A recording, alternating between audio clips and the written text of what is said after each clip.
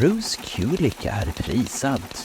Gene Simmons band åker på turné, men utan Bruce. Paul Stanley älskar Jussi Björling. Ace Frehley har 2 skivor på gång. Kiss-avatarerna är inte vad ni tror. Det här är Bandjournalen. Bara med Kiss. Hallå och välkommen till Bandjournalen.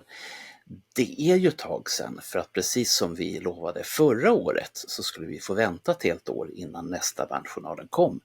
Och nu är det nästa år. Och det har ju hänt massor inom Kiss. De har inte turnerat eller någonting sånt, men det har hänt massor ändå. Och Marco sa till mig så här: ha inte så många nyheter. Nej, och du lyckas aldrig hålla såna där grejer. Så att snart säger jag inga såna coaching-tips till dig längre. Så att jag får komma dit och piska dig istället. Som vad hette han? Hette han Sheike, han som risade kvinnorna? Ja, vet du vad? Jag jobbade på Gula Tidningen på den här tiden. Och då var det som så att det kom dit en kille från Aftonbladet och ville titta på våra gamla tidningslägg. Alltså såna här som man hade i tjocka inbundna band. Och för att göra en lång historia kort så letade han efter ett urklipp, för att Hans Scheike hade ju ett smiskkollo dit han bjöd. Ska vi verkligen berätta det här? Nej, jag tror du har berättat den där historien förut i ett avsnitt. Ja, jag har 2 historier. Det är den och sen om Porschen för 250 kronor. Men vi kanske kan spara det till ett annat tillfälle. Ja, det får du göra. För det här är ju ingen nyhet. Nej, det här är viktigare nyheter du har på G här nu. Så att vi stryker Sheike här nu och smiskar vidare med Bernt här istället. Ja, men det är rätt. Jo, vi ska nämligen göra som sagt, vi börjar med Bruce Kulick. För att alla medlemmarna som sagt har ju varit ute på något sätt i någon slags blåsväder eller inte. Men har alla varit det verkligen? Ja. Jag har inte läst något om Erik Singer riktigt. Nej, det har du faktiskt rätt i. Han är den enda. Han är den enda som han har varit tyst. Ja. Och Tommy han kanske har varit på Arbetsförmedlingen här. Söker nytt jobb. Så kan det ju ha varit. Ace Frehley tror ju att Tommy Thayer och Erik Singer, de står i brödkön numera. Men det tar vi när vi kommer till Ace Frehley. Så att trummis som är villig att göra vad som helst för framgång. Ja. Har vi hört den förut? Ja, jag får någon sån här känsla att jag hörde den när jag var 14-15 år, tror jag. Men i alla fall, vi ska prata om den snälla, fina Bruce Kulick. Han var nu i Las Vegas där han bor och han fick en Rock Legend Award. Jimi Hendrix, Led Zeppelin went on, and the guitar was always nearby, okay? And the opportunity to play with people like Meatloaf and then to move into something like Kiss for 12 years, I am so fucking blessed, okay? And of course, I worked hard. I always really paid attention. I really learned from everybody that I worked with. And it's really a case of just completely being dedicated to that instrument and the music, okay?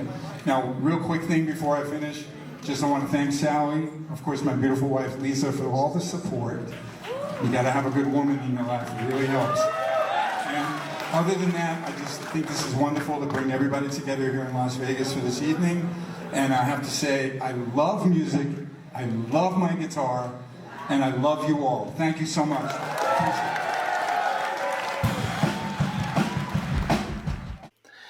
Och då kan man ju undra, vad är det för en liten utmärkelse? Ja, han fick det, och Rick Nielsen från Cheap Trick och Billy Gibbons från ZZ Top och Eric Bloom från Blue Oyster Cult fick det också. Så att det är liksom, det är inte bara kattskit det här.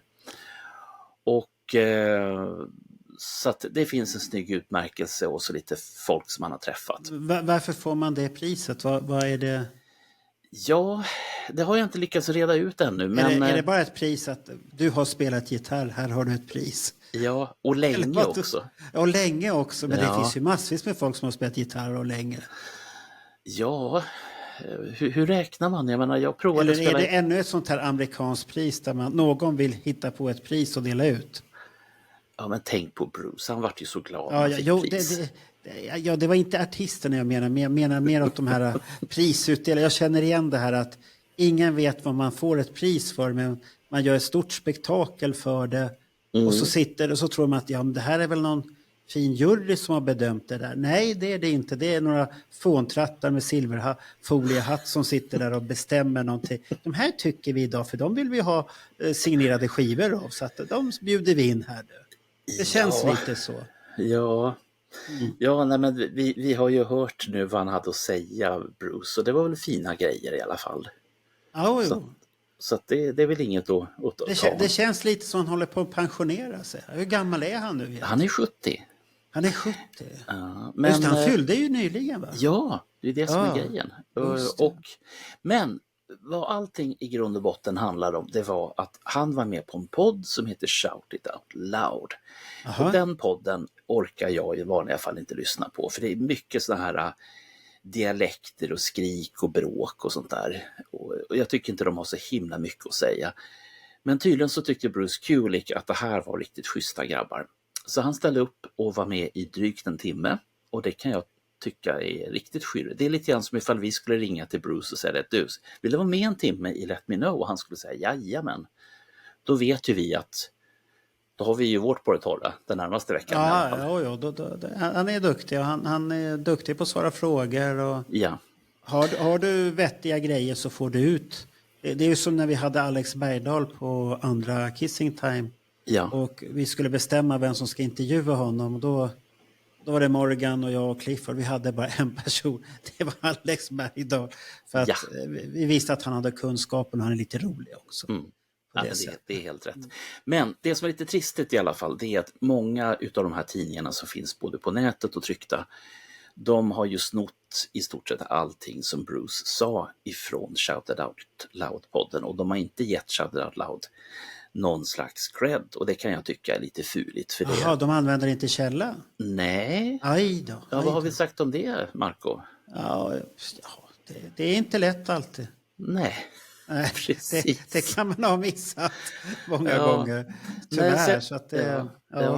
Så jag tänkte att vi gör ett litet sammandrag, och det handlar dels om de här diskussionerna som varit kring varför han slutade turnera med Grand Funk Railroad.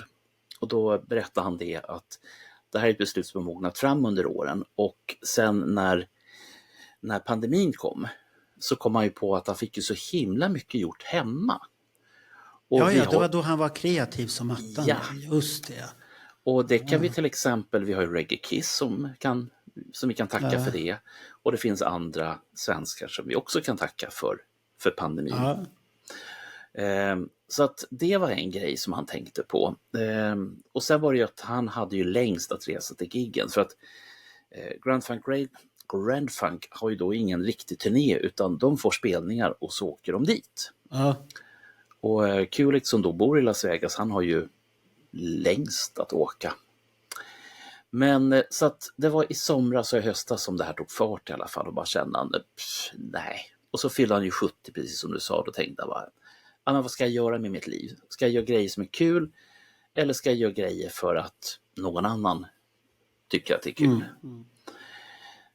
Så det var en grej de pratade om. Och sen pratade de om varför inte Bruce var på Madison Square Garden. Och jag tycker Bruce har en ganska nyter syn på det här.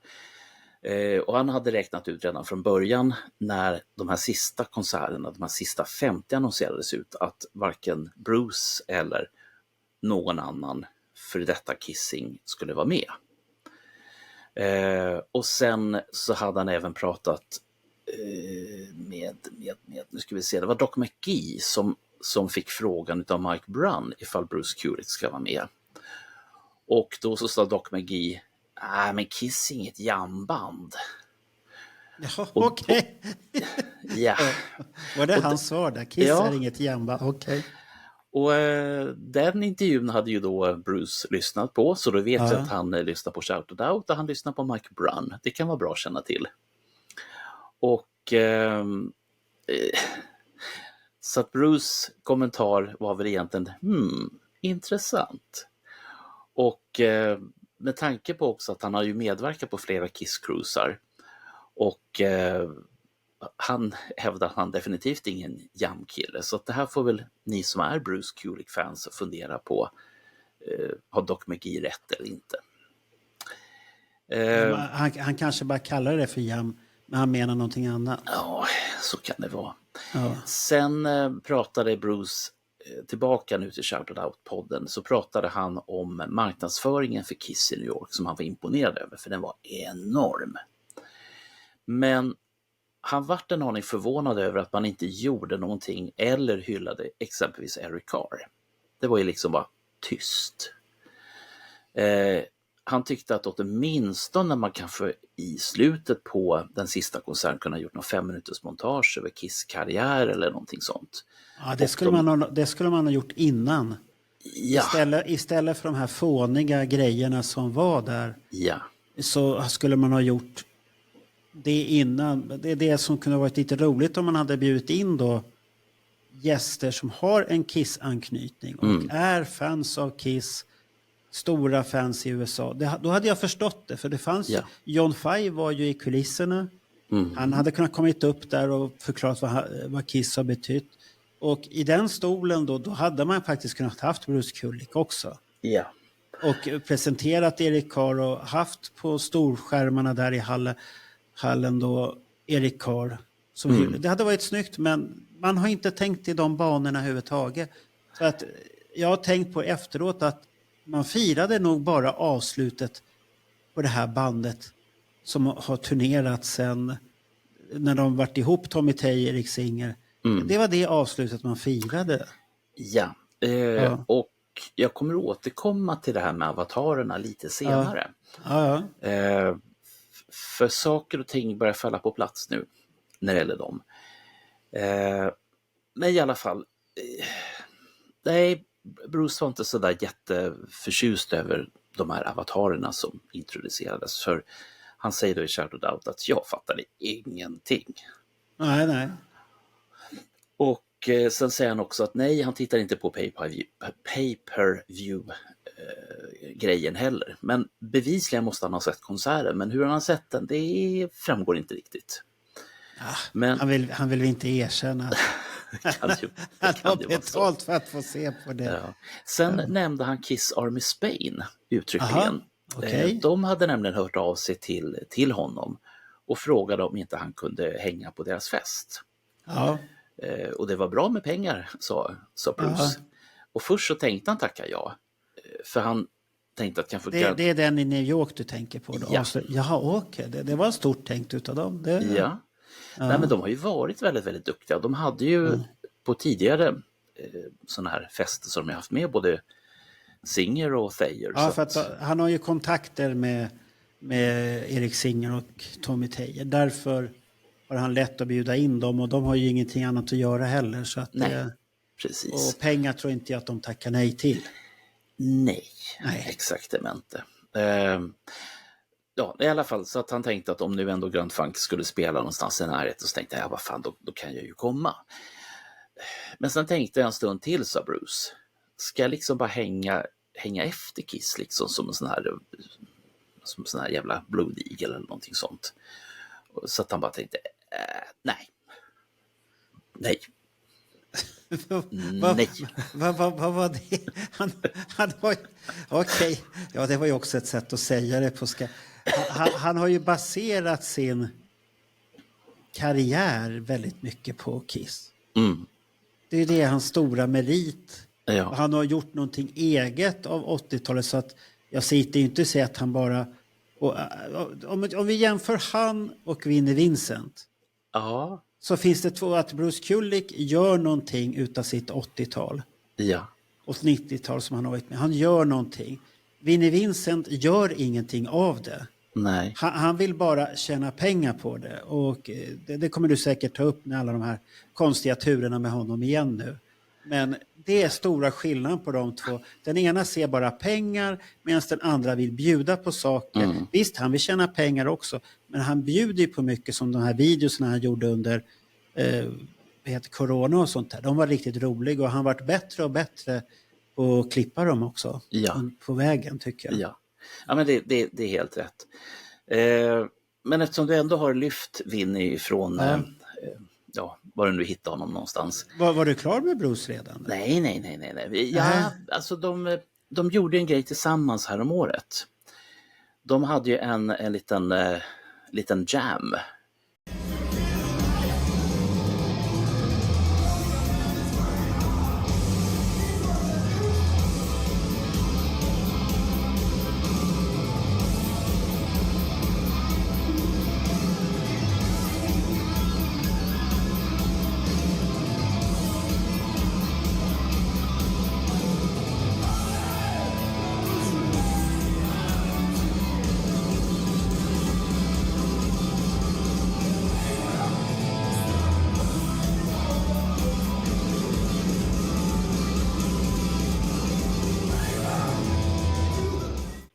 Vinny, han och Ace. Och vi har ju...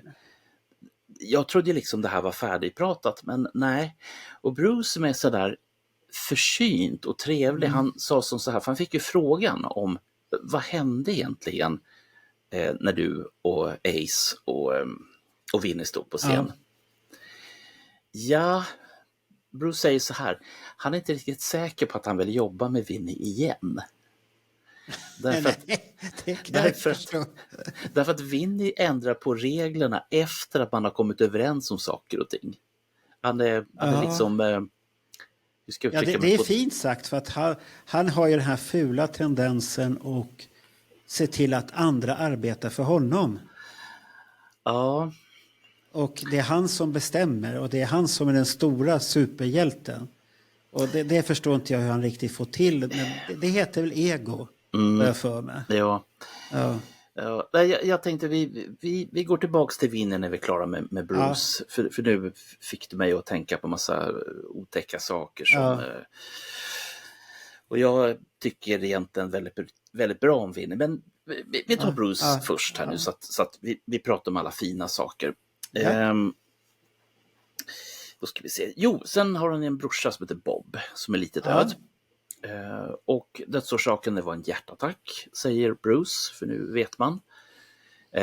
Och Bruce har allt Bobs jox, alltså tutti, allt. Och då berättar han att det finns repetitionsinspelningar med Bob när han har gjort saker för Kiss som finns bevarade. Och de vill Bruce gärna ge ut. Och nu, häftigt. Ja, och nu ser jag framför mig hur ni allihopa, Marco också, säger vad är det? När kommer det? Ja, vad är det för något? Vet du det redan? Nej, det gör jag inte. Varför säger du ja först och sen nej? Fan, tänkte jag, du vet Bernt här, nej. Men det är lite godis i alla fall. Från vilken period? Det framgår inte riktigt, tyvärr. Han säger inte det heller. Nej, han bara säger det här. Därför att han får frågan liksom om det här med Bob. Sen pratar han ju en del om Bob, mera att han hade ju sina utmaningar. Bob alltså. Och det är väl inget vi behöver gå in på, för jag menar vi vet. Men har Bob haft ett hjärtfel en längre tid då, eller var det bara en... Den biten framgår inte, utan det handlar mer om... Jag skulle nog vilja översätta det till bokstäver i Bobs fall. Kanske för mycket bokstäver. Men återigen, jag är ingen doktor, jag är ingen specialist. Jag kan bara liksom... Vad menar du med bokstäver? Nej, men han hade...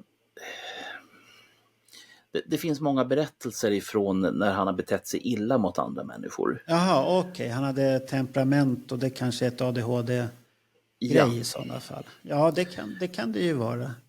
Och som jag säger, jag är ingen doktor så jag vill ju helst inte gräva det här. Men i och med att det kom upp i den här intervjun så tycker jag ändå att det var intressant att kanske nämna det. Ja, för jag stötte ju på honom på Indianapolis Expo där och så satt Bruce och Bob bredvid varandra. Okej. Och då sa ju Bruce, att det här är en av de ansvariga för Kissing Time i Sverige som han hade spelat på då. Ja. Och till Bob. Och Bob var jättetjurig. Okej. Och jag tänkte jag skulle köpt en skiva, så tänkte jag att han skulle signera. Det var bara så här, skit för fan, jag vill inte ha någonting med dig jävla surgubbe. Ja. Men sen var han en helt annan person när han sen stod och spelade live på kvällen. Okej. Då stod han ju high-five och jag stod ju jättelångt, jag stod vid scenkanten då. Och han stod där och han såg ju att man gillade det, kanske var därför han gick igång sen, att man såg att man diggade hans låtar. Men vad jag har förstått så kan han vara, för Bruce vart också lite så här, Och sen sa, jag kommer inte ihåg vad han sa, jag bryr dig inte om det där inte, eller något sånt där. Nej, det kan vara som du säger, att det är något temperament. Han kanske hade högt blodtryck och det brukar bete sig så också. Om man inte gör någonting åt det. Sen är det här med läkarvård och USA och musiker som oftast inte har några vettiga försäkringar. Det kostar hur mycket som helst att få. Ja, och sen ska de ju visa helst utåt sett att det går väldigt bra, fast det inte gör det kanske. Ja. Så det är tufft. Ja. Du pratade om plattor förresten. Det dök också upp eftersom, jag för mig, var det inte Radio Dog som kom ut nu på vinyl? Audio Dog. Radio Dog. Radio. Dog. Jag trodde du var en Radio Dog. kissamlare här, men det är du inte. Jag vet ju hur omslaget ser ut. Det är väl en bra. Det är mer än vad många andra gör, kan jag säga. Ja, det är bra, det är bra. Men, nej men... Ja, för den kommer väl ut en ny upplaga igen? En ny färg, har jag för mig. Eller inte. Nej. Därför att det handlar om rättigheter till material. Och då pratar vi inte om skivan utan omslag och sådana grejer. Han har ju ett till album som heter Transformer. Alltså de här finns ju på CD. Du kan ju få dem för $20 direkt ifrån Bob. Det räcker ju till en kaffe eller två. De brukar finnas på skivbörsar till rätt så bra pris också. Ja. Det är inga dyra för att de räknas inte som någonting speciellt. Men han tog upp just Transformer och pratade om att han skulle vilja ge ut den på vinyl igen. Men att det var det här med rättigheter och annat skit som det handlar om. Men Audio Dog har han gått ut med reklam att det skulle komma en batch med ny färg. Okej. Och 500 X till. Ja. Men risken är väl stor att det är samma personer som beställer igen. För att han skulle ha gjort det samma färg egentligen. För gör han direkt en ny färg så är det ju, då är de här samlarna, samma samlare som var första gången är där och hamstrar igen. Ja. För att han hade gjort samma färg så hade folk kunnat haft chansen att få det. Ja. Och så lägger de ner dem i sin back där på då det är lite tråkigt för de som vill ha skivan då. Ja, de får väl köpa mera Ace-skivor, det är väl det handlar om i grund och botten. Men den har ju rätt så roligt omslag för det finns mycket, för det är ju målat på ena sidan, sen halva ansiktet vitt och då är det mycket sådana här Kiss-relaterade grejer på omslaget hela tiden. Så att det är lite Iron Maiden-koppling kan man säga, att man kan sitta och titta, vad hittar man för grejer i den där? Ja. Som du gör med Iron Maiden-skivor. Ja, inte i CD för de är svåra att se, men på vinyl kan du leta upp mycket grejer. Jo, när jag ändå kommer ihåg det. Du som har så mycket skivor hemma hos dig, inte. Råkar du ha Nirvanas platta? Den här med bebissnoppen på. Ja, bara på CD. Okej. Finns det en baksidan från albumet, finns den även med på CDn? Det är ganska småsuddiga grejer som finns där. Det kommer inte jag ihåg. Kanske den där boken. För en bok, den är ju rätt så den är ju till de här påkostat i en bok har jag för mig. Jag misstänker att du kommer att gräva fram det och just nu medan vi pratar om det här så tror jag att våra tittare ser just nu jag kan säga så här, baksidan på Nirvana-plattan är ett slags collage med massa suddiga bilder. Ja. Och tittar man på ett speciellt ställe så finns nästan hela framsidan på Love Gun med. Jaha, okej. Den kan ni få, ni som har albumet, gå och leta, ni som har CD-skivan. Den har jag nog sett på YouTube det där. Då behöver ni låna en sån här utan mig. Ja, för den är lite suddig.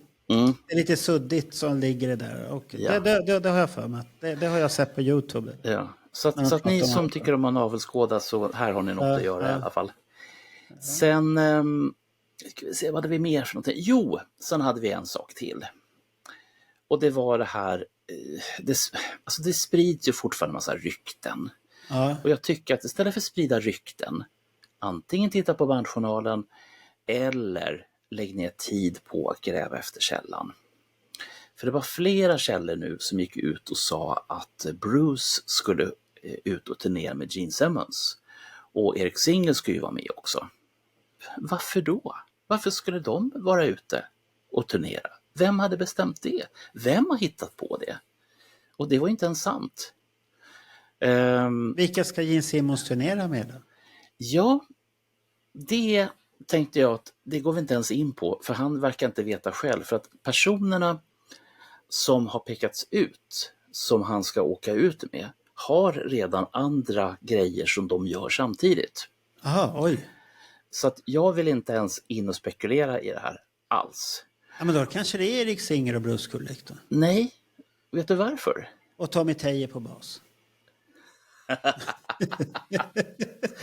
Nej, Marco. Va? Nähä. Bruce har ju fått frågan och han säger lite fint så här. Om Gene vill att jag ska åka med så behöver han bara fråga. Men det har han inte gjort. Nej, för det handlar om förhandling fortfarande. Ja. Gene Simmons har blivit vaken på det där. Och Erik Singer kommer dyka upp på trummor. Och Bruce Kulick på gitarr och Tommy Thayer på bas. Och golfklubben. Nej, det tror jag inte. Jag sätter 5 kronor på den sättningen. Källa på det, Marco. Källa på det, säger jag bara. Min källa? Jag sa ju att det var en gissning och jag gissar så. Ja, du menar att det är en fantasi alltså? Det är det du säger? Nej, jag gissar på att det här, jag är helt seriös och gissar. Erik Singer på trummor, han har ingenting att göra. Och han är arbetsnarkoman, han vill göra någonting. Det finns säkert massvis med junk och t-shirtar där nere. Ja. Som han vill komma åt. Och sen har vi Bruce Kulick på gitarr. Han sa ju det, Gene Simmons behöver bara ringa. Ja. Och Tommy Thayer, han kan ju inte gå och spela golf hela tiden. Nej. Han tar med golfklubban och lär sig att spela bas. Han kan säkert spela bas också, kan jag tänka mig. Så det kan det vara. Men du, säger vi jättebra. Vem ska då Paul Stanley ha med ut på sin lilla turné? Han behöver ju inte spela bas för fan. Det gör ju Gene Simmons, kommer jag på. Han är ju basspelare. Ja. Så det behöver han inte göra. Nej. Men hörru du, vem ska då Paul ha med ut på sin turné? Han har ju Erik Singer redan som sin hustrummis. Har du funderat på det? Ja, men han har inte gått ut. Han kommer inte turnera nästa år. Jag gissar. Inte det här året kommer inte han turnera. Kanske på hösten. Sen hösten. Jag tänkte att vi nästa gång ska prata om vad Paul ska göra. För det har jag sparat. Jag fick inte ha så mycket nyheter. Okej. Men Paul ska inte göra någonting. Men sen har vi Mr. Bad Boy himself, Ace Frehley. Jaha, han har sagt väldigt mycket den här senaste tiden. Ja. Varför har han gjort det? För att han kan. Det är inte så att det är ett album på gång och han måste marknadsföra sig. Det kan vara så. Det har varit tyst som en mus jättelänge och sen när det albumet då är han bäst i allt. Jag kan ju säga så här. Det roliga är så han har ju kastat skit hit och dit. Ja. Och så gör han en gratulationsvideo till Paul Stanley. Ja. Hey, Ace Frehley here. I'd like to wish Paul Stanley a belated happy birthday. Paul, good luck with all your projects and endeavors in 2024. Keep on rocking and God bless. Det är väl fint. Jag tycker det är så roligt. Det är ungefär... Nej, jag bara skojar om alltihop. Ja. Det finns 2 grejer just nu som jag tycker är fascinerande. Det är den här gratulationsvideon. Ja. Och sen så finns det en video när typ herr och fru Frehley är och handlar i en affär inne i New York. Ja! Going shopping with the Frehleys. It's an experience. No, that's someone else's. Honey, over here. This one. Oh. I have this guy because I have a nail polisher. I guacamole player. I hit the spot. It hit a lot of places. It was all over the sheets. What are these things? Can smile. Are they free? Oh, there's no price on it. I guess I'm thinking. But don't forget, I'm German. I need some liverwurst. I'm going to lose you in here because you just walk off. You didn't even say that. Well, I'm sorry. Something pulled me in this direction. That pumpkin pie. Made with real pumpkin. I've been craving roast beef, boar's head. Boar's head, roast beef? We don't carry boar's head here. That's really good. Sorry, it's like bunker cars. Seafood. Going for the organic woman over there. Only organic. I get $5. Sorry. Yeah, let's get one together. Where's the caddy? You never drink diet soda? It's the worst. It's all salt. You said jalapeno, and I know you don't need that. I don't want the dietetic. I don't want any of that. You got it. Thank you very much. Och han tar godis eller vad han tar. I like free stuff och så stoppar han det. Ja. Det är väl så man gör när man är stad vid kassa, eller? Ja, han är ju rockkändis så att då får man gratis godis, det har jag hört.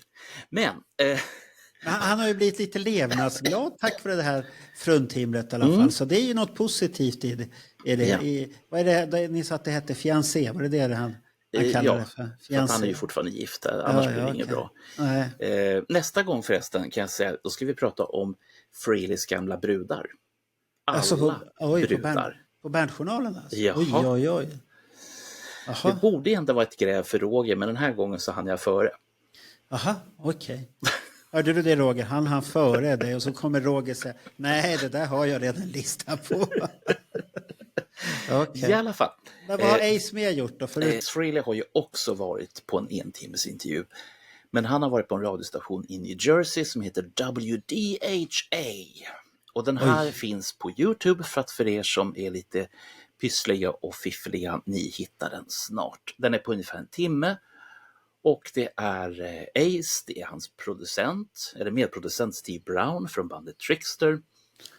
Och de berättar det som vi alla vet, att det finns en singel ute som heter 10,000 volts. Den videon har vi sett. Ja. Men han håller på med nästa singel som är Walking on the Moon. Och ja...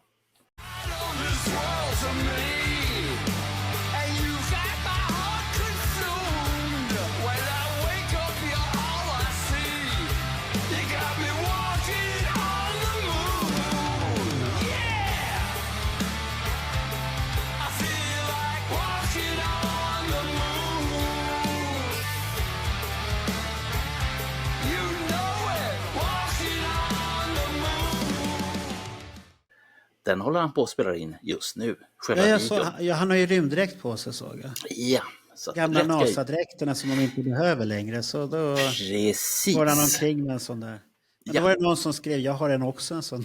Ja, då får han också vara med i bandet kanske. Man kunde beställa såna där från någon sida, stod det. Herregud. Ja. Nej, men herregud, jag har ju sett såna där dräkter redan på 90-talet. De få gångerna jag varit i New York. Men i alla fall. Tillbaka till Ace Frehley. Och han hävdar att den här plattan, nu finns det ju de som säger sig ha lyssnat på den. Jag har inte lyssnat på den. Så att jag får lita på Ace Frehley som säger att det här påminner om gammal Kiss. Och i synnerhet plattan Rock'n'Roll Over. Och sen Oj. Ja. Och sen så hävdar han att här finns det inga fillers inte. Nej.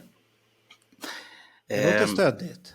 Ja, och sen så får ju Frehley någon slags sån här, du vet, han åker tillbaka i tiden. Och så börjar han tänka på 70-talet. Och då tänker han på Gene Simmons. Och så berättar han att Simmons hade ju en takvåning på Manhattan då när det begav sig. Och i den här lilla takvåningen så hade Gene ett litet krypin som han hade gjort om till en studio. Och Frehley säger, och nu ser han lite glad ut. Simmons hade bestämt sig för att skriva en låt varje dag. Ja. Det är alltså 365 dagar på ett år. 365 låtar. Och då säger Frehley med sitt fina skratt. Och vad var det på den plattan? 5 låtar. Och vad är resten då? Du och jag vet vart de är. De är den här lådan som Alex Bergdahl har berättat om. Eller så kom de ut i den här volten då. Det kan vara så också. Den innehöll ju hur mycket som helst den. Ja, så då undrar jag liksom hur länge höll han på så här? En låt varje dag. Det skulle jag vilja veta. Han kanske hade skrivklåda så var han tvungen att skriva av sig. Jo. Frehley har en till platta på gång. Det duger inte med en skiva. Nu kommer en till. Vadå, han ska släppa en platta och så har han en till platta på gång på en gång? Nej, den kommer snart. Sen, inom kort. Ja, men den här kommer ju snart. Ja. Den kommer 23 februari på strömmande. Ja, den kommer ju före det här. Ja. Men nästa platta som kommer är Origins Volume 3. Jaha, så här covers-grejer igen. Ja. Aj, det går bort. Nej, men jag har ju tyckt om de andra två, så det är fina grejer. Gillar du sånt? Ja, men han har bra covers. Jag menar, Sweets Fox on the Run, den går ju inte av för. Gjorde han någon Kiss-cover då från Monster eller Sonic Boom? Jag har ingen minne. Tänk om han hade gjort det. When Lightning Struck med Ace Frehley istället. Det hade ju passat honom. Nej, men han är ju kaxig. Jag ska återkomma till det lite senare om hans kaxighet. Men vad var det med hans? Jo, sen han pratar om att han ska göra en film om sitt liv. Jaha. Han tycker att det måste man göra. En Ace Frehley-film. Inte en Kiss-film utan en Ace Frehley-film. Och, då ska han hoppa över hela Kiss då? Så jag vet inte. Från 73 till... Det kanske börjar där i Bronx när han spöade Gene utan att han visste om det. Det här som det snackats om förut. Ja, den scenen kommer han säkert ha med. Och så säger Gene där, we will meet again. Ja. Ja, det kanske man kan ha. Inte om jag inte ser dig först eller något sådär. Ja. Man vet inte. Men vem ska göra den? Är det här någonting som är i hans huvud bara? Eller? Jag tror att det här är hans huvud. Det är huvudstadiet fortfarande. Han säger ju så mycket grejer. Så att, antecknar man allting som den mannen säger, då blir det många saker. Det är ju, det vet men ju han kanske säger det här för att skapa intresse också. Så kan det vara. Så att någon ska höra av sig till honom. Men jag vill göra film. Ja. Sen när han ändå var i farten så var han kaxig och sa det att Kiss har inte gett ut något nytt album sedan 2012. Jag satt och tänkte på, ska de ha med den här scenen då när de går med nazistuniformer?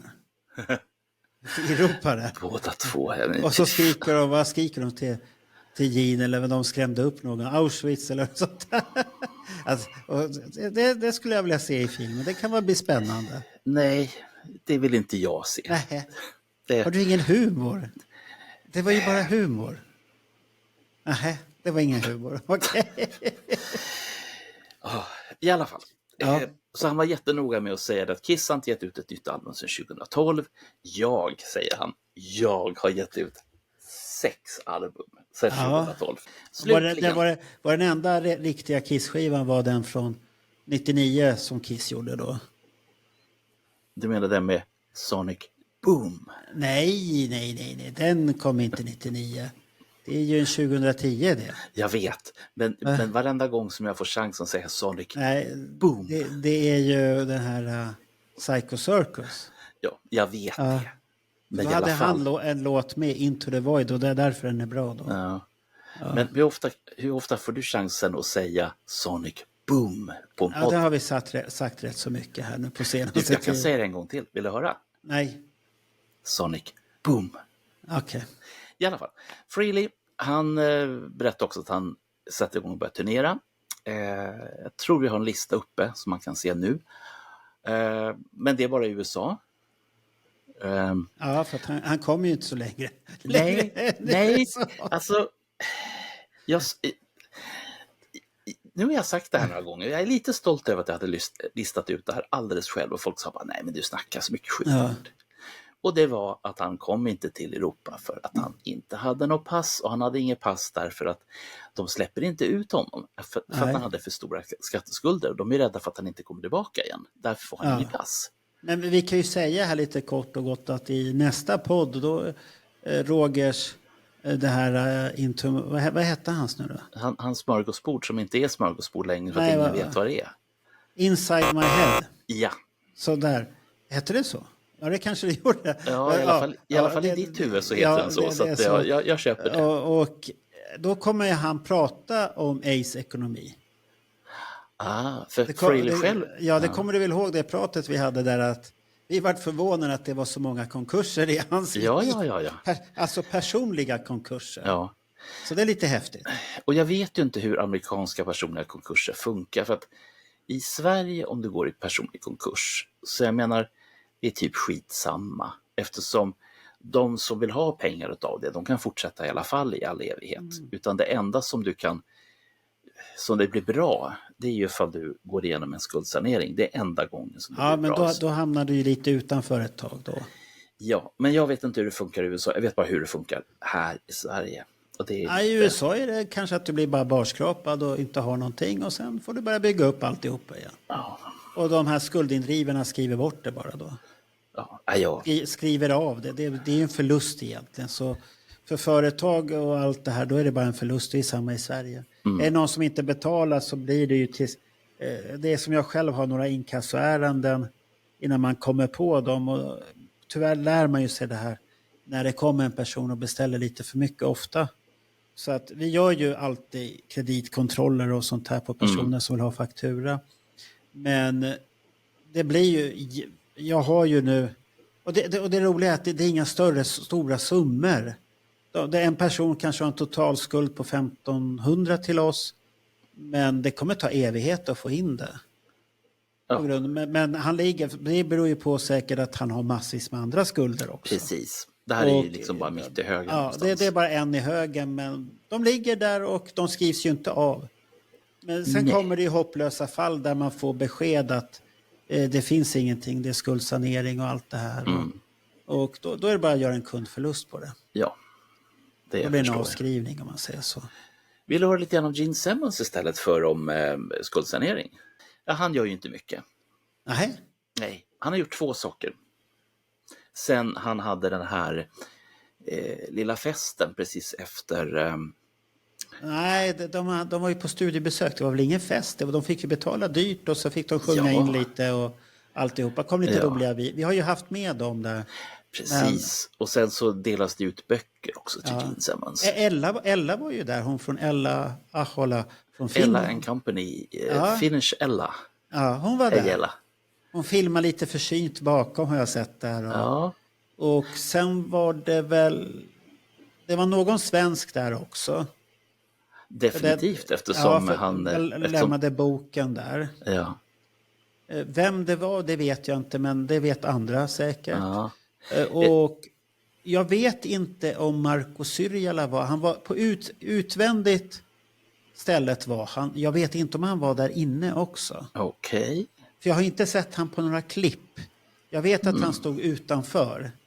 Och med sin skivhög som han brukar göra. Du menar alltså att han betalade inte för att komma in utan han stod utanför i kylan? Jag vet inte om du köper sån där biljett så kanske du får göra som du får göra på Gene Simmons Vault, att du får ta med dig någon.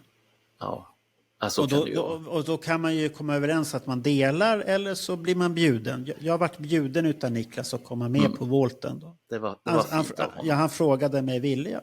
Tack. Så följde jag med och för jag hade inget behov utan Volt själv. Och alla låtar. Vad är det? 1500 låtar? Det enda jag ville ha, han kunde ha sålt boken separat. Den hade jag velat ha, men inte... Jag är ingen sån person som ska sitta och lyssna på det. Jag har jättesvårt för sånt. Det måste jag tycka är roliga. Det är väl den här... när Paul Stanley sjunger God of Thunder. Det är sånt tycker jag är roligt. För den låter så jävla annorlunda då. Men annars är inte jag någon som kan analysera och ska lyssna på sånt där. Båda de där boxarna förresten. Jag är fortfarande sugen på dem. Men då kommer vi tillbaka till det här att jag vill inte pröjsa 3000 spänn för en box med 5 CD-skivor. Menar du Destroyer-boxen som kom? Destroyer och Creatures-boxen. Men Creatures-boxen såg jag på rea nyligen och samma Destroyer-boxen var på rea på Amazon. Vad lägger de på nu? De hade sänkts båda med en 1000-lapp. Så att ta bort från ordinarie pris och tar du bort en 1000-lapp så var det... För att de är ju fint gjorda båda två. Ja, det är absolut. Och sånt här. Så att, men det har varit tyst om det kommer med. Det har varit väldigt tyst där. Det borde ju komma igen nu. Vi återgår till Gene Simmons innan vi hoppar vidare här till någonting annat. Gene Simmons, vad gjorde han? Han har inte gjort speciellt mycket alls. Han har inte gjort någonting för han har haft den här lilla festen som jag kallar det för, när han har dragit in pengar. Och de pengarna de tog han ju raka spåret till sin nyårsaftonsfest som han hade med sin närmaste familj. Aha. Fantastiskt fina bilder. Hur vet du att han gjorde det? Var den så dyr den eller vadå? Ja, det måste den ha varit. Du tror inte han tjänade tillräckligt på Madison Square Garden-spelningarna eller? Kan jag ha gjort förstås. Men jag vet ju liksom inte hur pengarna går runt. Nej. Jag får ju bara, jag som alla andra, jag får bara gissa helt enkelt. Men... Hur går pengarna... Det där skulle ni behöva ta reda på. Du, Roger eller Ronny eller vem som helst som är duktig. När biljettpriset är att den anpassar sig efter efterfrågan. Vem är det som tjänar pengarna? Det vore faktiskt kul att veta. För artisten misstänker han kanske har blivit betald en viss summa.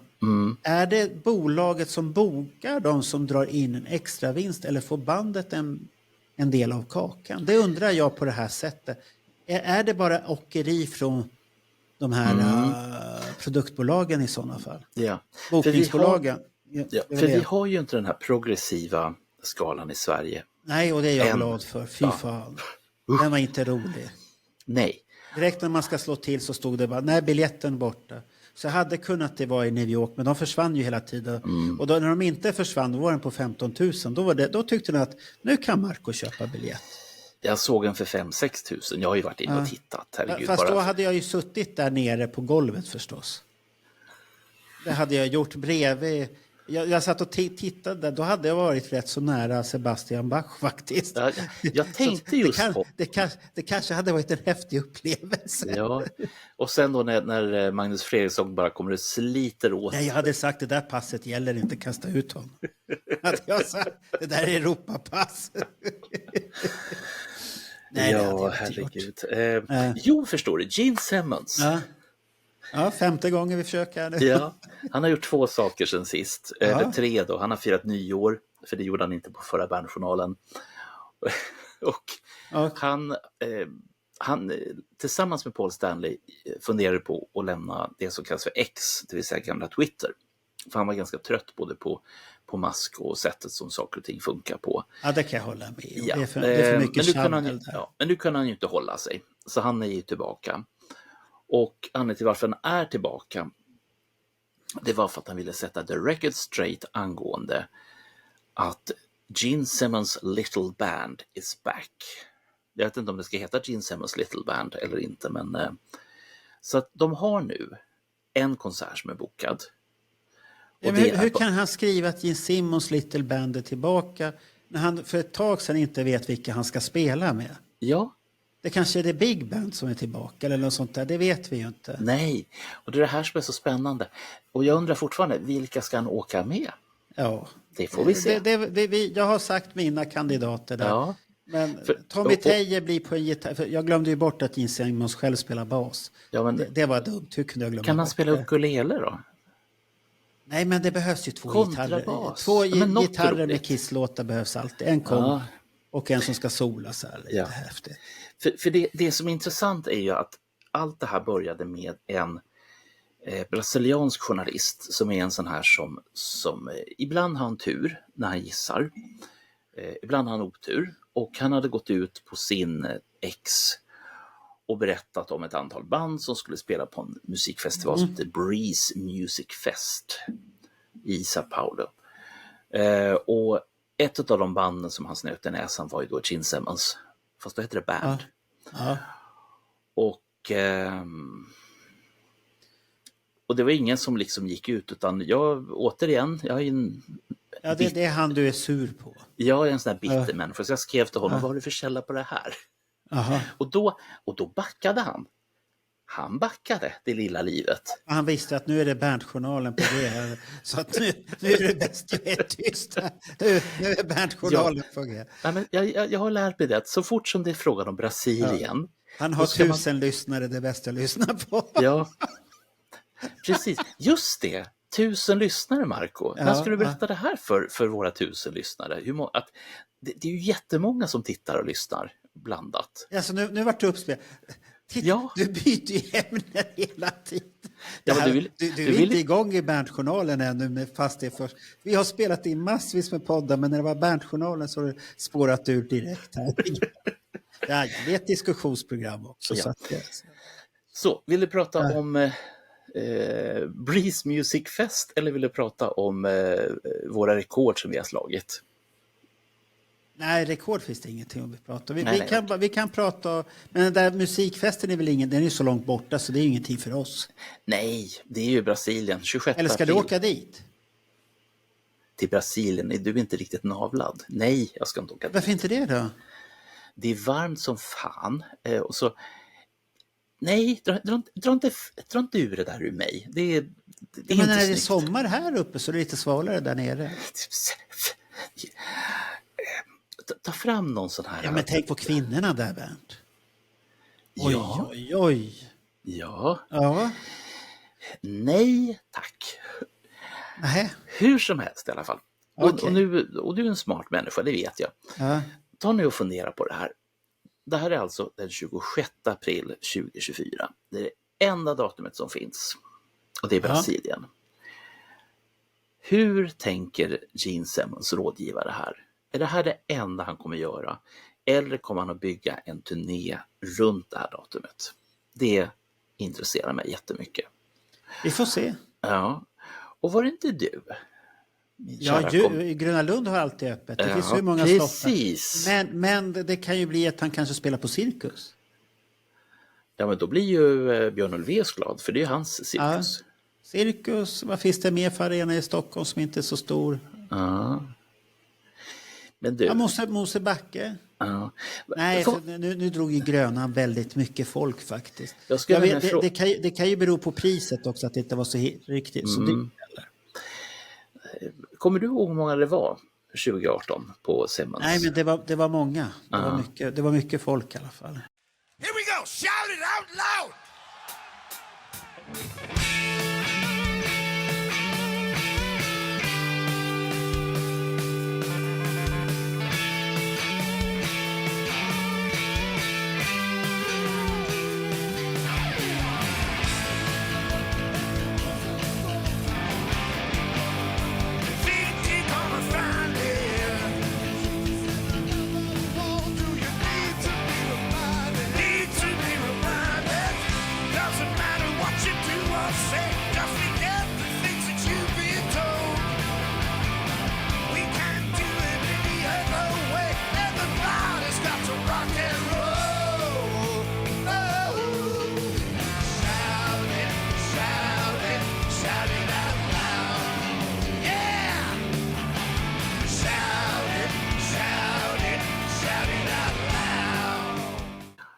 Nej, men det där kan ni ju få fundera på, så kan ni väl skriva någonstans om ni vill. Har ni källa på era tankar så vill jag gärna ha dem också. Så att det kan bli bra med Gene Simmons. Ja. Utmärkt. Paul Stanley, känner du honom? Ja. Visste du att han älskar Jussi Björling?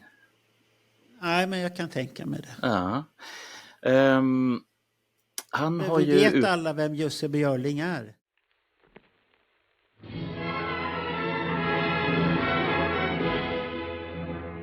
Blåser havets friska vind ifrån sydväst och smeker ljuvligt sjömans kind av alla vindar rest. Till havs, till havs, till storms, djärva jag, till havs, till storms, arden på vakt, till havs. Jussi Björling är en svensk operasångare. Och han, om vi säger som så här, om ni har lyssnat på gamla klassiska verk eller farbröder, så är det oftast bara en farbror, och det är Jussi Björling. Han är liksom the shit från då. Han var stor i Italien också. Han var stor överallt. Alltså, jag vet inte om han var lika stor som... Jag har för mig att han har sjungit i USA också. Jag vet inte om han var lika stor som Jenny Lind. För när Jenny Lind var stor, då fanns det varken kameror, internet eller något sånt där. Men Jussi var stor, och han har ju en pipa som är otrolig. Ja. Sen tyvärr har jag för mig att alkoholen hade tendens att ta honom. Vi får göra en specialare om Jussi Björling helt enkelt, det hör jag. Nästa Bandjournalen, det kommer handla om Ace brudar och Jussi Björlings alkohol. Jaha, okej. Nej, det behöver vi inte ta alkohol. Man kan ju hylla honom istället. Ja, så att, i alla fall.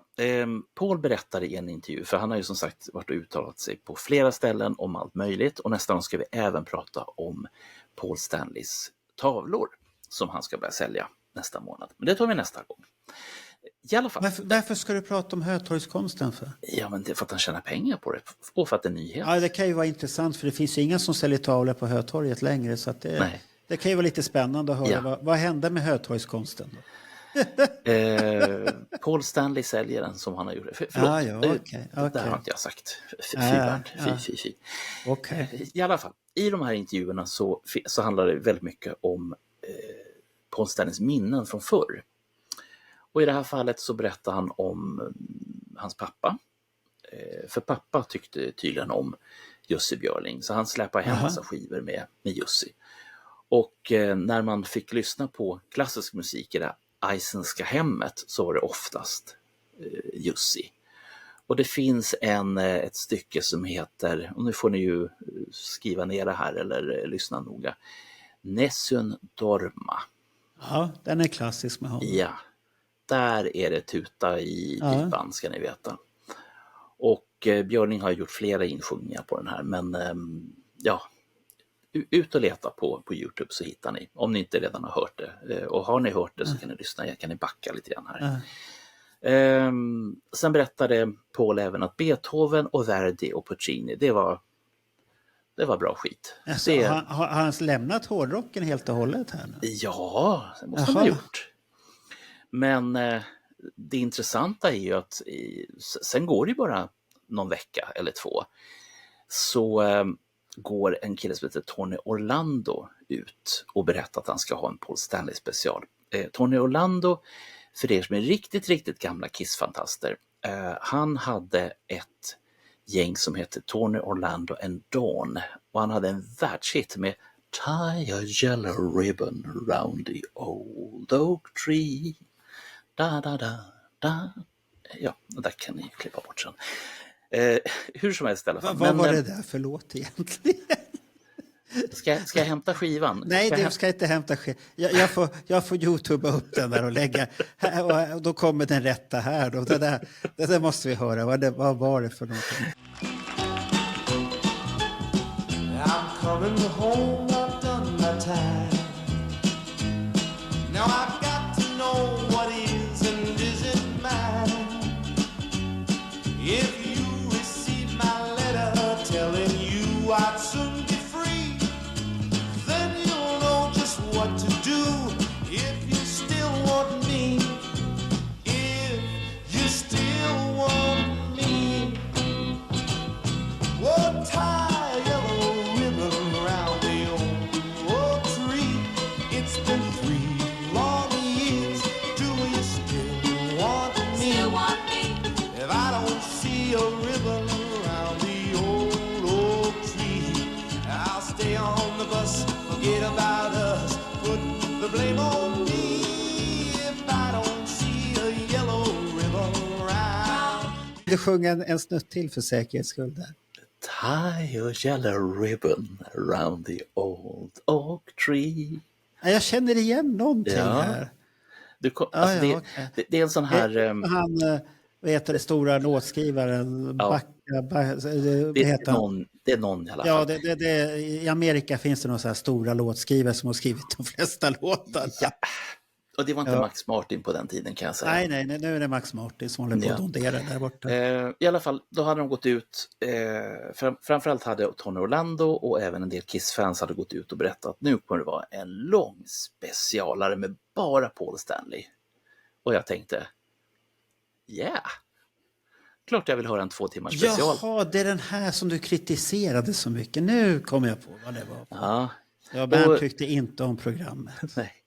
Jo, men det finns några fina grejer faktiskt. Okay. Och jag tänkte vi skulle faktiskt ta och... Det var 2 timmar och hur mycket Paul Stanley var det igen? Ja, det var väl 5 minuter. Jag tänkte faktiskt att vi snor det och så spelar vi det. Så det är klart. Okay. Så ingen behöver koncentrera sig. Ja, precis. Hello? Paul, it's Tony Orlando. Hey, Tony, how are you, man? I saw I think it was an Instagram for you with having Chris on your show. Yeah, he was on last week. I don't think you'll ever have a guy love you like he loves you. He's such, we're just kindred spirits. Love you. I just saw some footage of you on your show with Dawn. So it's funny that That's so weird. Yesterday or day before. Don't embarrass me now. Can you take me into the studio the first time you ever went to the studio? Do you ever a memory of what it was like the first time you walked in with Kiss? You know, me and Gene were doing background vocals at Electric Lady for Tommy James and working with everybody who was down there. It's Al Gorgoni was playing guitar. Oh. Barry was down there. You know, so you know that's we go back. You know, I'm the group. Well, you being the front man, the lead singer of one of the great legendary bands of all time, it really is something what you have accomplished. I mean, even the Tony Orlando and Dawn stuff. That's great stuff. No, you know, it's totally. Come on, you know. Hey, big respect for it all. So. Well, I love your Soul Station album too. Oh, thank you. That's my passion. I grew up with, you know, Philly soul and Motown. So when people, you know, clearly I was influenced by British rock, but you know, my heart is in Gamble and Huff, you know, and you know, Holland Dozier Holland and Barrett Strong and all those people. So, you know, when I get a chance to play with Soul Station, it's just heaven. When you did Baby, I Need Your Love, and I almost fell off the couch. Oh, well, you know, my favorite stuff on there, besides my own stuff, is the Delphonics, you know, and the 5 Stair Steps. You killed it. You killed it on that album. Unbelievable. The Soul Station. And you know what? Bruce just recently did an album like that. I know. Yeah. I know, and this video looked very familiar to me. So, you know, whatever. You know, none of us invented the wheel, okay? Well, you know, there's 3 ideas in the whole world, and everything else is done with mirrors. Yeah, you know, I don't claim to invent the wheel, so you know, maybe. Well, that's a super compliment, and I think basically what you're saying is what we all want to do. We all want to go back to our roots. You know, I want you to know that tonight on the show, I'm paying tribute to you. I'm going to play as much as I can of some of the great work that you've done and some of my favorites. And I'm going to play some of the artists that you just mentioned that influenced you. So believe it or not, unbeknownst to you, and I'm telling everybody this is a spontaneous call, and God bless him, he's not feeling well. We just had this conversation. And you know what? And the engineer just taped it, so we've done the interview. Oh, awesome. Because I was going to say, how long is it going to take? I'll do it. Well, you've done it. And you've done it like more than I've ever expected. One last question, though. Sure. Okay. So you sat with someone called Susan Mineo, who's my manager. Sure. And it was at the record company. And you had a meeting. And Susan tells the story when she was in charge of PR for the record company. She poses this question to you guys. Kiss, this is your first album. You're wearing makeup. Are you ready never to take off the makeup? Because that would mean that people will not know you. You'll walk down the street, they will not know you. Are you able to sacrifice that? Do you remember that meeting? Well, you know, there were a few people. Bill O'Coin, our manager, was really the first person who kind of busted my balloon by saying, and you're never going to take off, you know, you'll never be seen in public without the makeup. And I was like, but I want to be recognized, you know. So, you know, Susan and everybody knew that it was serious. And I'll tell you a great Susan story. Okay. The first time we went to Paris, Susan was in the car. First of all, she wanted to take me to Louis Vuitton because the dollar was strong. Meanwhile, I don't know who Louis Vuitton is. Okay, you know, I thought Macy's was high end. So I go to Louis Vuitton, and the first thing I go is, this is leather trimmed vinyl, you know. So shows you how much I know. The other thing is we were going to the Eiffel Tower, and we're in a cab, and she says to the driver, the Eiffel Tower, please. And he like some Parisians, makes believe he doesn't understand what she's saying. Yeah, that's like being in New York and saying Statue of Liberty. Exactly. Anyway, so, so she says Eiffel Tower, and he doesn't believe that she's not saying something he knows.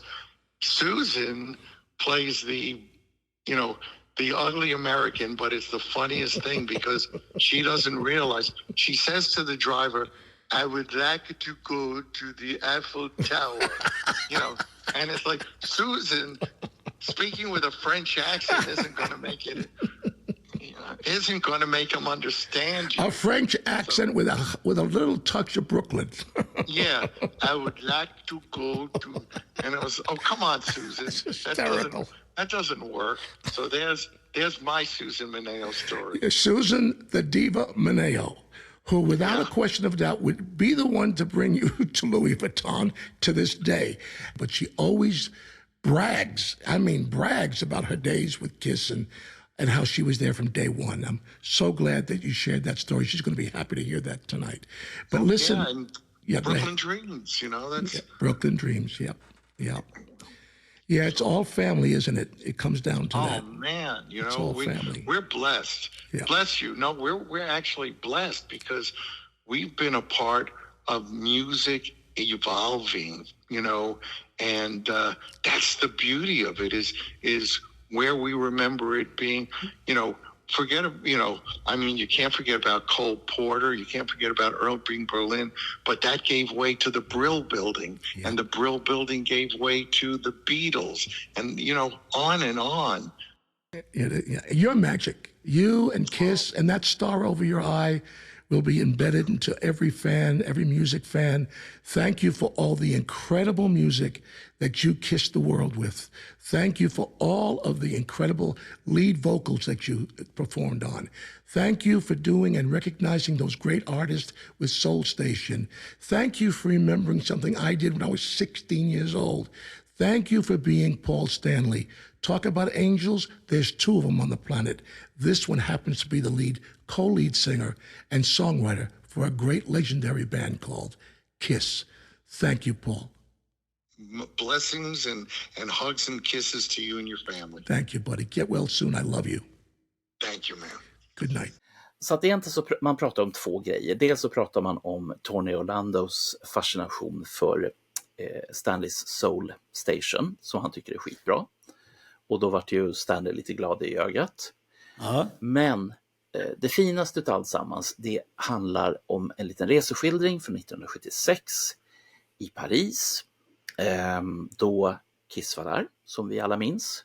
Minns jag det? Ja, just det. Det finns ju en bra bootleg från den konserten också. Just det. Som sen råkade hamna på vilken platta? Destroyer-boxen. Yes. Ja, där. Men är det hela? Nej. Jag har för mig att det inte var hela på den. Det var någonting... Det är fortfarande inte hela. Och sen var det inte den som är bäst ljud, har någon sagt också. Nej, det var lite så här... Man kunde ha tittat lite bättre där. Ja. I alla fall, för de utav er som har läst Lydia Criss bok Sealed with a Kiss, så kommer det här namnet vara ganska bekant. Det är en kvinna som heter Susanne, reservation för uttalet, Maneo, M-A-N-E-O. Hon var då PR-chef på Casablanca. Hon är den som först gick till Kiss och sa det: nu ska ni vara sminkade. Och ni kommer aldrig få visa er med era rätta ansikten in public. Och då hade Paul sagt på den tiden: wow. Men kommer jag aldrig få visa mig offentligt? Nej, sa Susan. Det tycker jag var hårda puckar. Och sen så kom Bill O'Coin och sa: just det. Han bara han skickade henne och säga det han själv ville säga då. Just det. Ja. De hade inte lyssnat på honom där. Nej, i alla fall. Sen, jag är ju en stor fan av Steve Martin. Och Steve Martin har en ståplatta från 70-talet som handlar om när han åker till Paris. Och han konstaterar väldigt fort på 70-talet att parisarna, de pratar inte så mycket engelska. Och då berättade Steve Martin att, men då fick jag ju världens idé. Jag lägger på en fransk dialekt. Typ, I would like to go to the hotel. Alltså de låter ju som Peter Sellers. Vi får väl lyssna helt enkelt på den här stuppen så slipper jag göra mig mer pinsam än vad jag är. Ja, okej. Den här intervjun med Paul Stanley. Okej, ja. Så den var värd att lyssna. Det var lite annorlunda intervju då. Ja, det här är ju inte riktigt. Det är inte riktigt som så att du får Paul i ett 2 timmars special och dra fram något gammalt krafs från 1976. Jag tycker den här är kul. Jag kan lyssna på den. Men samtidigt, vi har nog hört det mesta och de sa ju rätt så mycket på den här senaste dokumentären som gick på, vad heter den, AH, amerikansk storkanal. Den släpptes på, jag vet faktiskt inte om det var officiell DVD eller Blu-ray, men den kom ut i alla fall. Men det var någon så här special där de sitter i en studio och pratar lite så här och minns tillbaka. Och ja, jag vet vad du tänker på. AHE kanske det var. Något som A&E till och med. Det är den här det den här 2-kvällars grejen som gick på A&E. Wow, how different is this? It wasn't this easy to get in. From the beginning, Gene felt more like a relative. I guess that's the Electric Lady. I felt real fortunate to have met him, in spite of him driving me crazy a lot of times. We were here. I remember being in Studio A when Stevie was recording Superstition. This way. Paul and I, the chemistry worked, but it didn't start that way. No pics? There's 2. Well, I never met anybody else who wrote songs. And this guy, Stephen Carnell, who was my school chum growing up, said, oh, this guy Paul, he actually writes songs. And I actually said something like, oh, really? What do you got?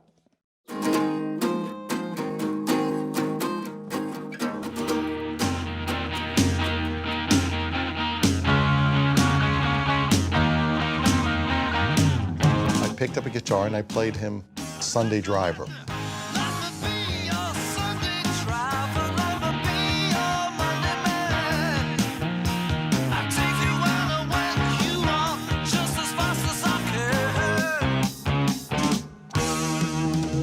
That was called Sunday Driver, and that was changed to let me know they were recorded. I went, wow, that's a good song.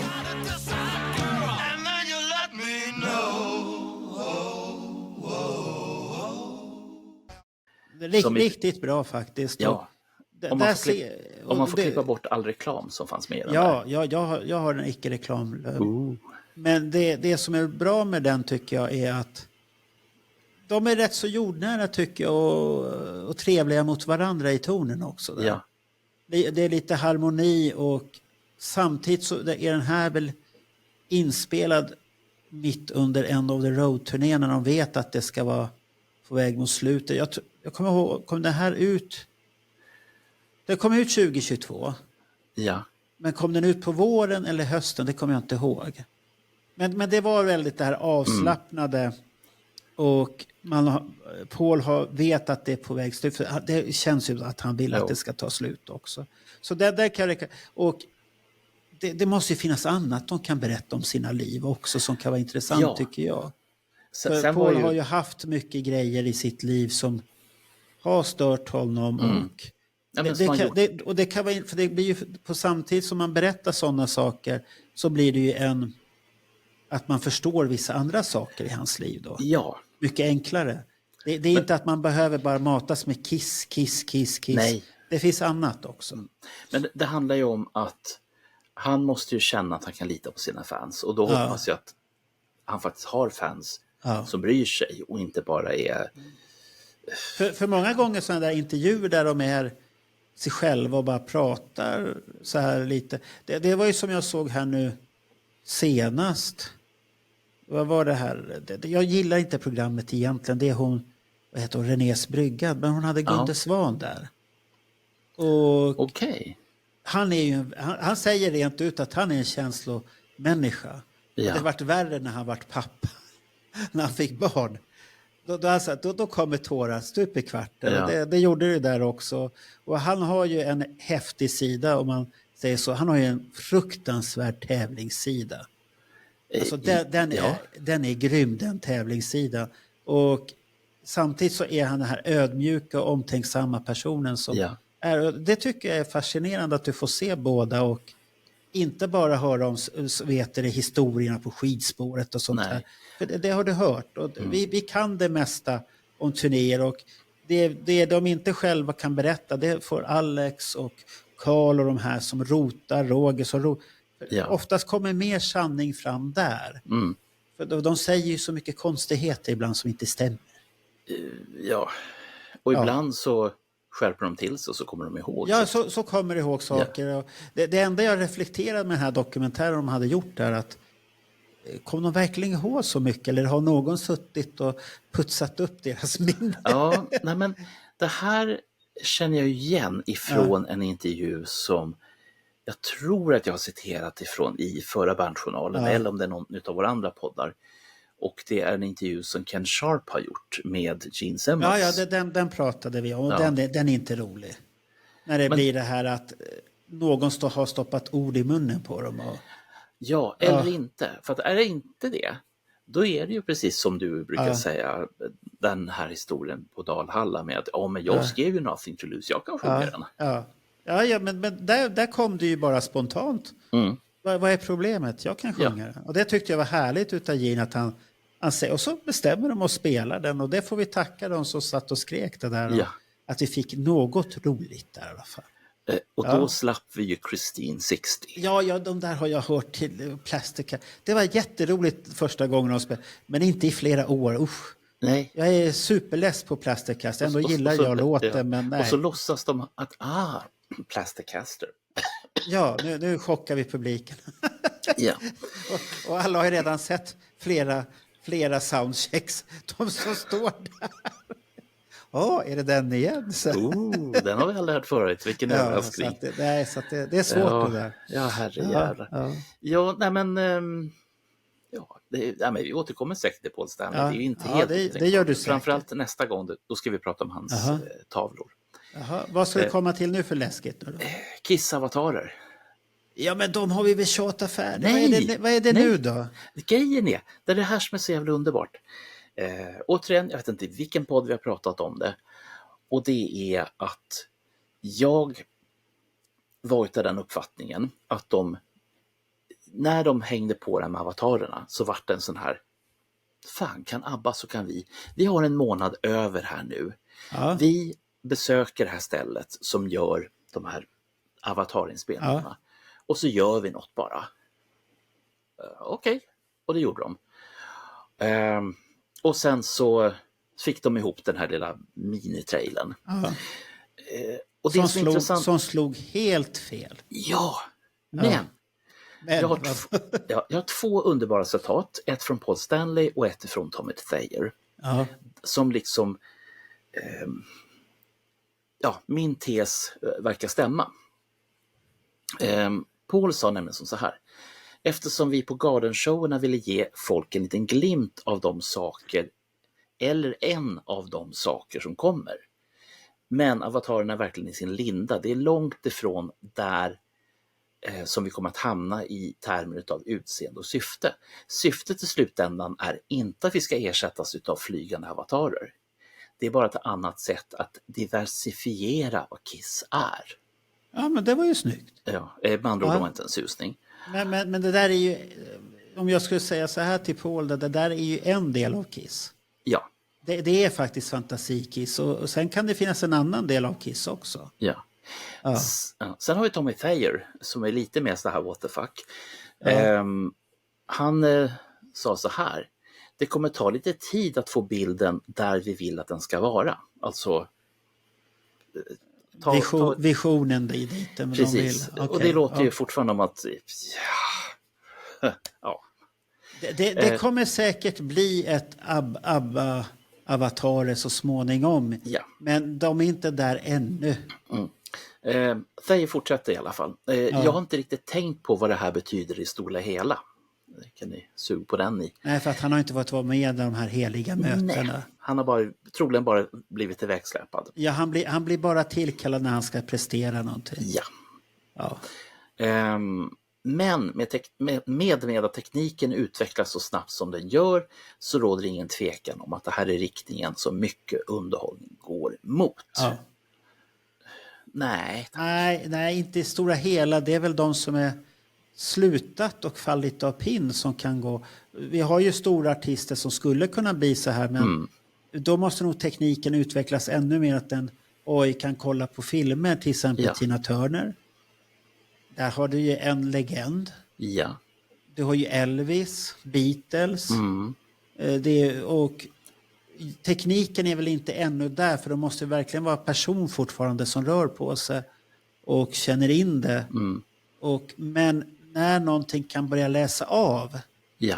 För det är så jag kan bara säga att poddprogrammet vi använder, vi har ju ett poddhotell, sen använder jag program för att spela in på distans som vi gör. Så att vi gör inte så mycket mer studioinspelningar, bara ibland vi har gjort det. Då. Ja. Och den programvaran, den utvecklas varje vecka med nya funktioner och de förbättrar och alltihopa, så att jag har ju börjat köra här nu på en podd som kommer, Niklas Olssons resa till Mr 203.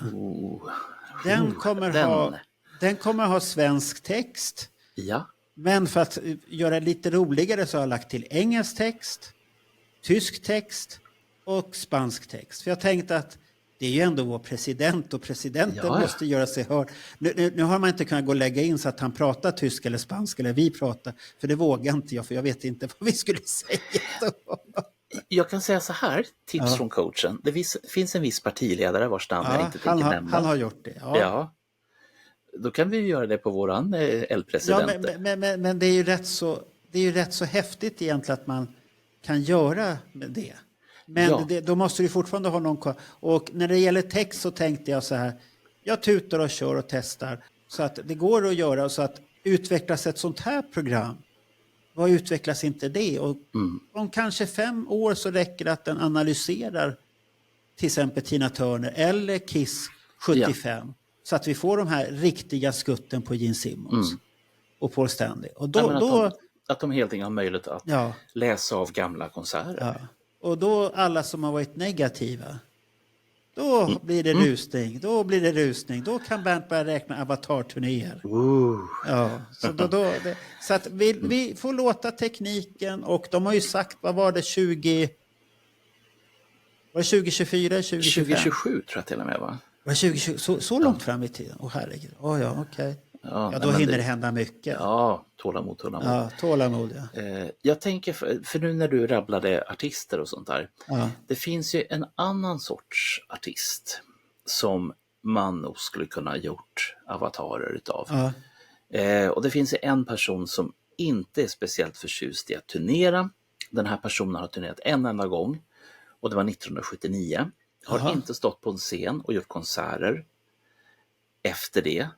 Och sen 2014 så gjorde den här personen, jag tror det var 20 konserter på en konsertarena. Är det Kate Bush? Jajamän. Ja, jag förstod väl att du skulle dra fram det. Nej, men hon som tycker att det är så jobbigt att stå på en scen. Ja, för en sån person kan det ju vara bra. Ja. Men där är ju frågan fortfarande. Alla de här avatarshowerna, de är ju häftiga och så. Ja. Men kommer närvaron vara där? Ja. Spontaniteten kan vi glömma bort. AI kan inte vara spontan.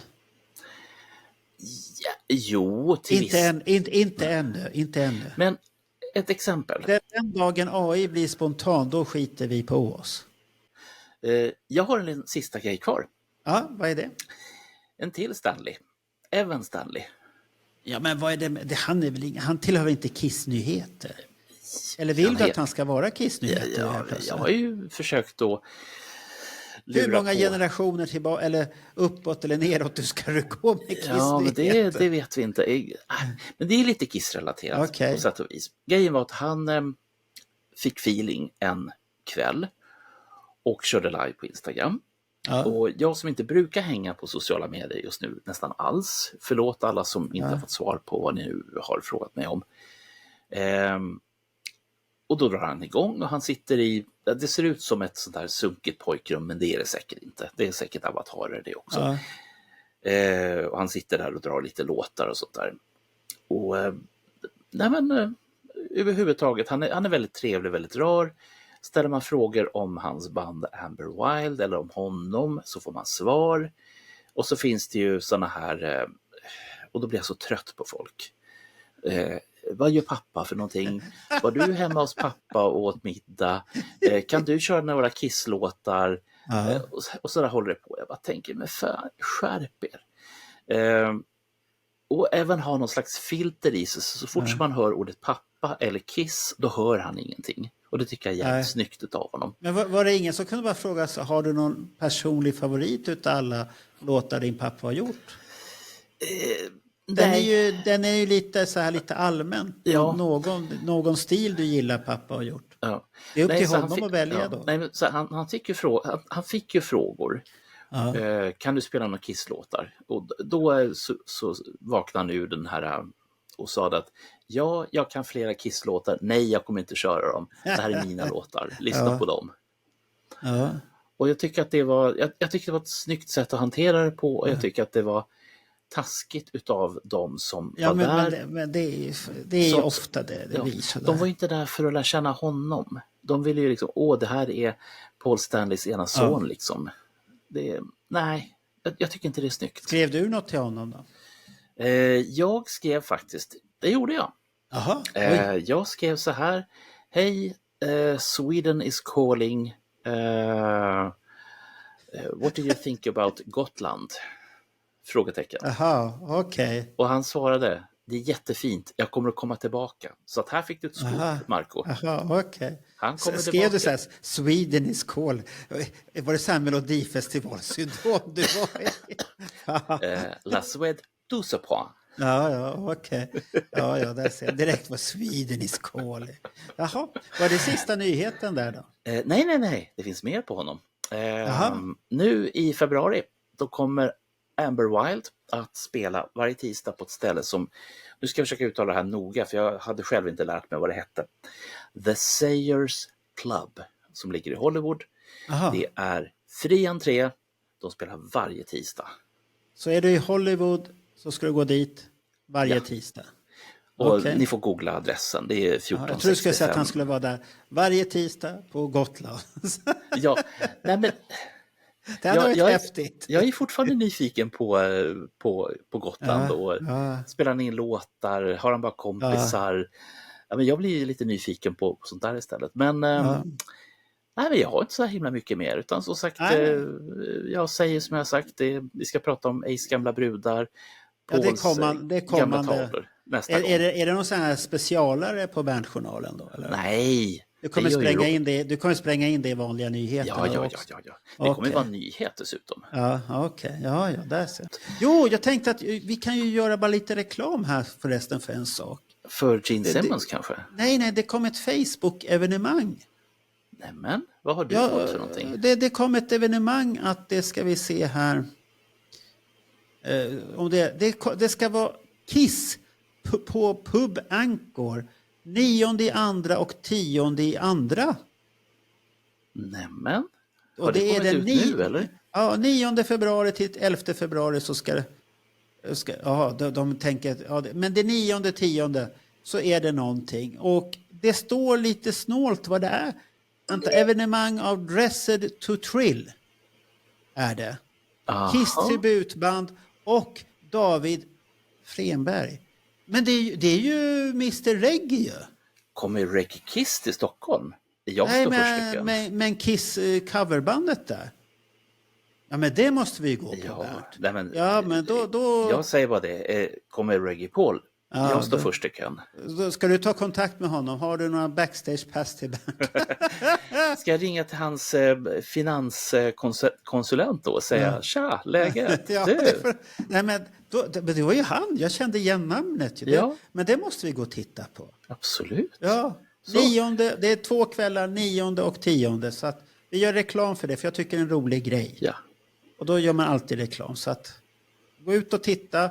Och hittar ni oss i Vimlet, kom gärna fram och prata. Bernt älskar att prata. Jag hatar att prata. Inte jag hatar att prata. Men bjuder du på en lång drink som de har där, då pratar jag.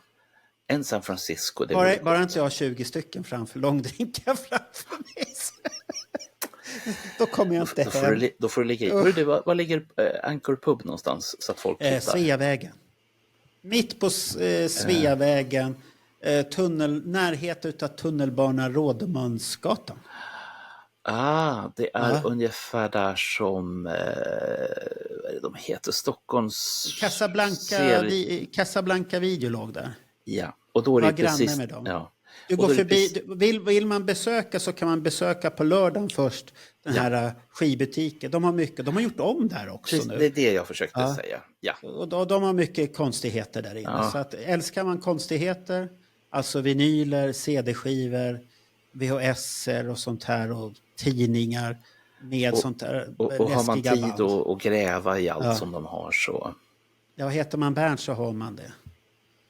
Vill ni höra vad Bernt gör av med pengar så ska ni lyssna på Kiss i Sverige 2010 så förstår ni var hans pengar går någonstans. Det är mycket intressant faktiskt. Det vet jag inget om. Nej, men då ska du lyssna på det avsnittet.